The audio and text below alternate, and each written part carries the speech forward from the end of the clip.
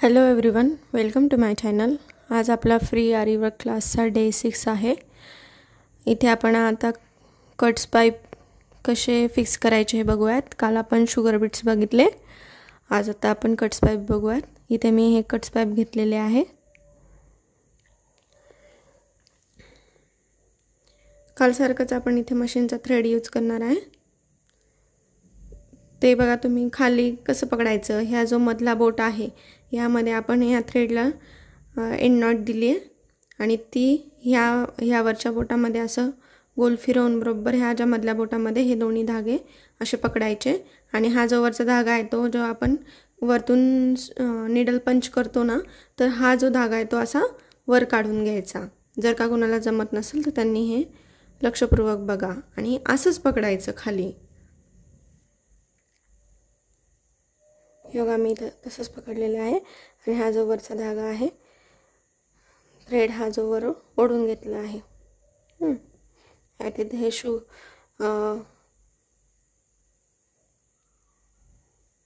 Cut pipe हे आपण needles मध्ये भरून घेऊयात आणि एक एक सोडत जायचा।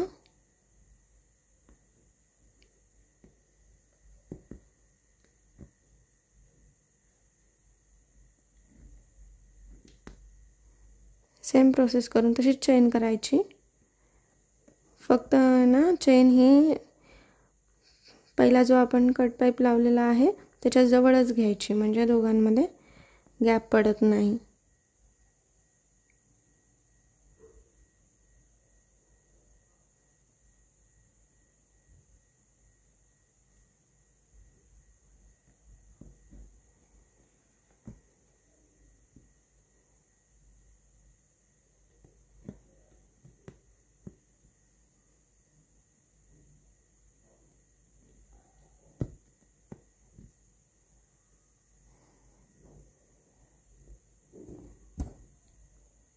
आपण यात जरी थ्रेड पण यूज करू शकतो, पण जरी थ्रेडने तो जरी थ्रेड हा कडक असल्यामुळे अवघड जाते आणि जास्त सहसा हाच थ्रेड यूज होतो आरी वर्कमध्ये। जेव्हा आपलं मणिकाम सुरू असतं ना, बीट्सचं झालं, हे कट पाईपचं झालं सगळं, तर हा मशीनचा थ्रेड यूज होतो। फक्त बॉर्डर करताना जरीचा उपयोग केला जातो। डबल बॉर्डर कोणती पण डिझाइन करताना बॉर्डरला डबल चेन स्टिच केली जाते जरीने। हे बघा तसंच करायचं।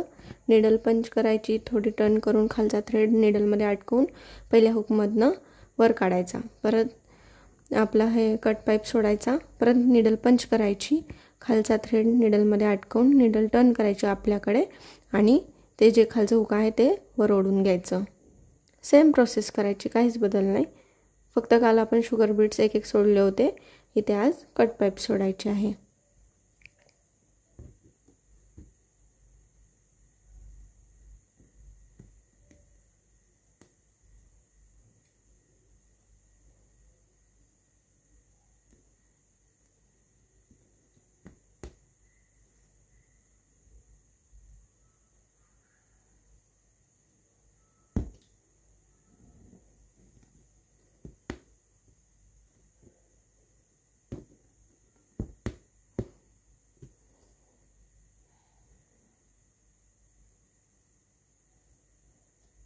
जर का तुम्हाला नीडल्समध्ये ॲट ए टाइम 2-3 नसेल भरता येत तर तुम्ही एक एकही घेऊन स्टिच केला तरी पण चालतो। आणि आता हे शेवटला अशी एंड नॉट द्यायची। ही जे हुक आहे ते थोडं मोठं काढलंय, त्यातूनच अलीकडे परत नीडल पंच करून एक हुक काढायचं त्या पहिल्या हुकमधनं आणि नीडल थोडी टर्न करायची आणि पहिल्या हुक ह्या दुसऱ्या हुकमधनं बाहेर काढायचा आणि खालचा थ्रेड हा ओढून घ्यायचा, म्हणजे इथे एक गाठ बसते, फिट गाठ बसते।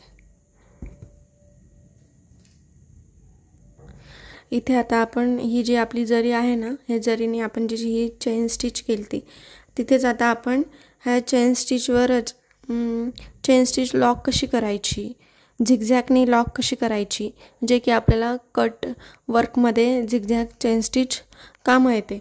तर हे कसं करायचं हे मी आता ह्या चेन स्टिचवर दाखवते तुम्हाला की झिगझॅग करून पॅक कशी करायची, जे आपल्याला कटवर्कमध्ये लागेल. हे बघा, आता हे आपली जी चेन केलेली आहे ना आपण, ती तशीच ठेवायची आणि त्याच्यावर फक्त हे झिगझॅग करायचं. इकडे एक टाका घ्यायचा, इकडे एक टाका घ्यायचा. जशी चेन आपण ही स्टिच केली ना तशीच करायची, फक्त ही अशी क्रॉस क्रॉस झिगझॅग झिगझॅग करत जायचं. त्याच्यामुळे ही चेन स्टिच पूर्ण लॉक होत जाते. जेव्हा आपण इकडे साईडचं जेव्हा कटवर्क करतो ना तेव्हा ही चेन स्टिच निघत नाही, एकदम लॉकच राहते.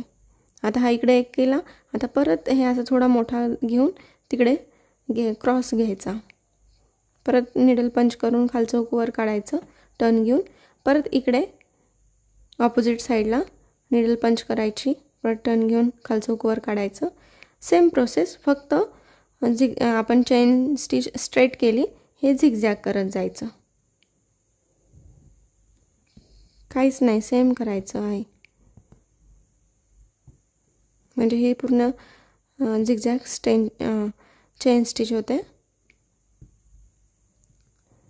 आपल्याला कटवर्कमध्ये लागते ही.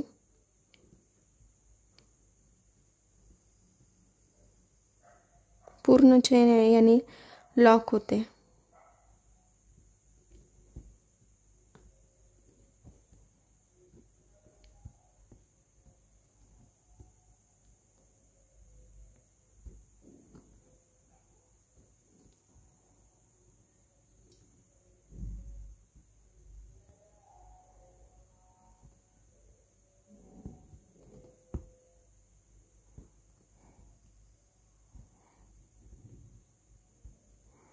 आता शेवटी तशीच एंड नॉट द्यायची आपल्याला इथे.